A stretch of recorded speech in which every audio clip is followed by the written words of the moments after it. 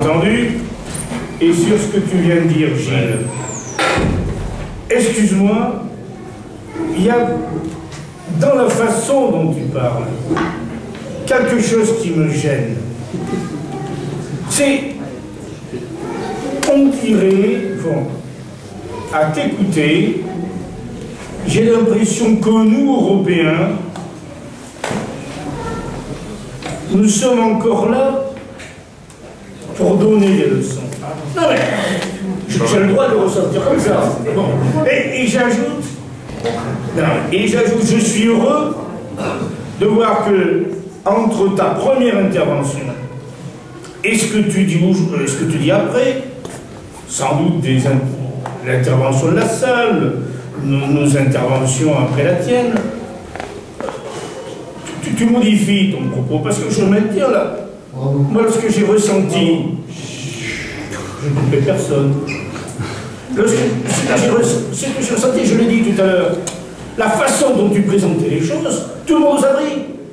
Visitez vos cas, ayez peur. Non, n'ayons pas peur. Première chose. Deuxième chose, il ne s'agit pas seulement, je prends le cas de la Palestine, il ne s'agit pas seulement de la reconnaissance de l'État palestinien. Laisse-moi terminer. Il ne s'agit pas seulement de la reconnaissance de l'État palestinien, même si c'est un fait majeur, essentiel, incontournable, fondamental. Et je suis scandalisé que depuis 40 ans, la France n'ait pas été à l'avant-garde là-dessus, quels que soient ses gouvernements. Mais c'est pas simplement la reconnaissance, c'est comment on va faire pour faire en sorte que cet État, dans le cas de ce que vivent les populations aujourd'hui, avec ces murs, ces territoires en gros dispersés, dissociés, désarticulés, va pouvoir vivre. Parce que c'est très facile de dire on va reconnaître l'État d'Israël. Enfin, c'est très facile, non? Il y a même des réticences à ce sujet-là, des résistances. Non.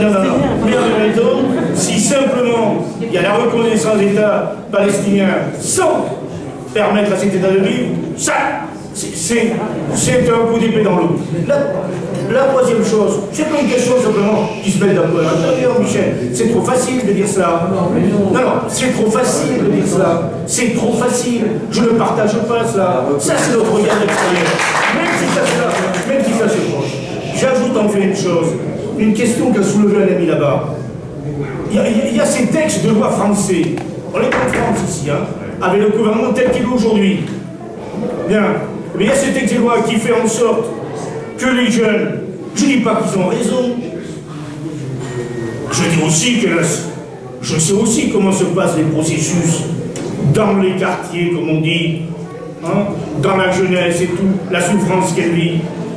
Mais ces jeunes qui sont partis faire le djihad, qu'est-ce qu'on leur offre de leur retour? La prison.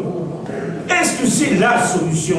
Moi, je reviens à ce qui est mis en place au Danemark.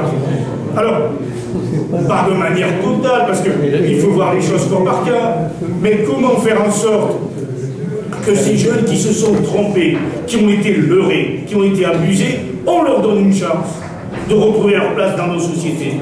Et ça, je trouve qu'aujourd'hui, la législation qui est mise en place, elle est à contresens, et au contraire, au lieu de faciliter le retour des jeunes sur des bases différentes, eh bien ça facilite plus encore, y compris le départ de certains d'entre eux sur la base du martyr, et y compris ça fait en sorte que les zones n'ont pas envie de rentrer en France.